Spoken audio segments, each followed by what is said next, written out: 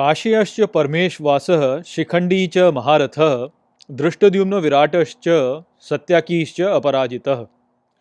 Hello friends. Friends, this is the 17th shlok of the first chapter of Bhagavad Gita, and in today's video we are going to be understanding this shlok in detail. So let's first understand its meaning. So the shlok goes Kashiyascha Parmeshvasa, which means and the king of Kashi, who is the owner of a big bow. Shikhandi cha Maharatha, which means and Shikhandi, who is a great warrior.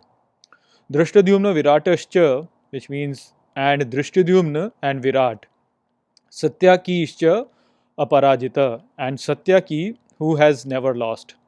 So, in the previous shlok, which was the 16th shlok, we talked about how Yudhishthir and Nakul and Sahadev, they blew their conches.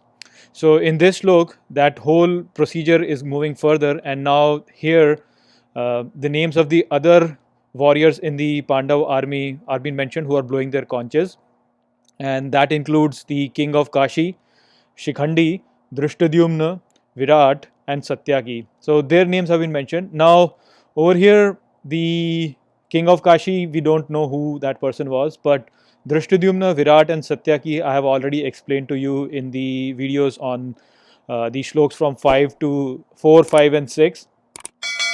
But we have not talked about Shikhandi, and so I'll give you some details on Shikhandi in this shlok. So Shikhandi was the son of Drupad, and it was said that he is going to play a very important role in terms of the killing of Bhishma Pitama.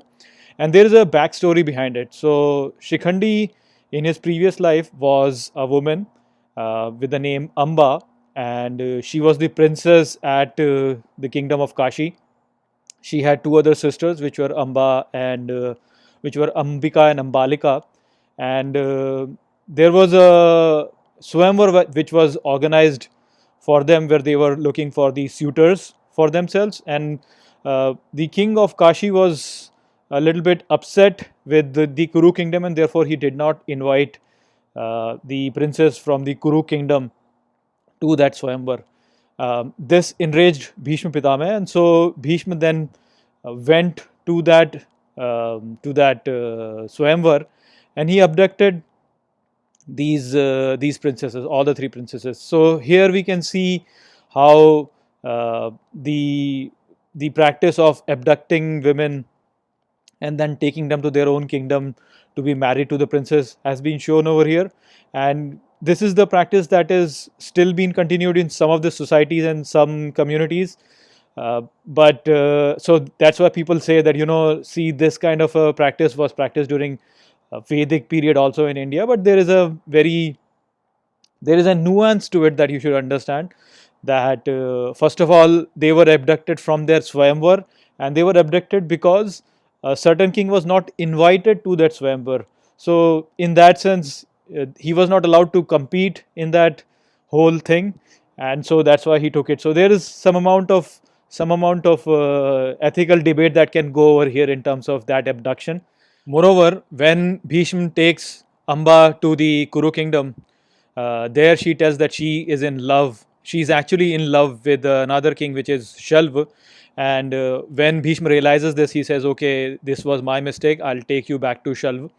So then he takes her back to Shalva, but previously when Bhishma Pitama had abducted Amba, he had defeated Shalv in that whole process, and so Shalv then says that since you have defeated me in the Swayamvar, I cannot really accept her as a queen, and so Amba is then left stranded. Shalv is not taking her, accepting her as his queen, and Kuru kingdom is also not accepting her because she already loved Shalv. So she gets stranded, and she then tells to Bhishma Pitama that you should accept me as your wife because you were the one who defeated Shalv in the war. But as we all know that Bhishma had taken a vow of brahmacharya, he cannot marry anyone, and so he says, I cannot really marry. So this leads Ambika in a situation where nobody is ready to accept her, and this is an injustice that she has to face, which again tells us that when a vow is taken and it's taken very rigidly, it will lead to injustice. It's a warning to all the legal systems that when you make a legal system very rigid, it will eventually lead to some amount of injustice. So that's the message we get over here. Anyways, the story then progresses, and Amba then goes to the forest, and then she performs penance to Lord Shiva.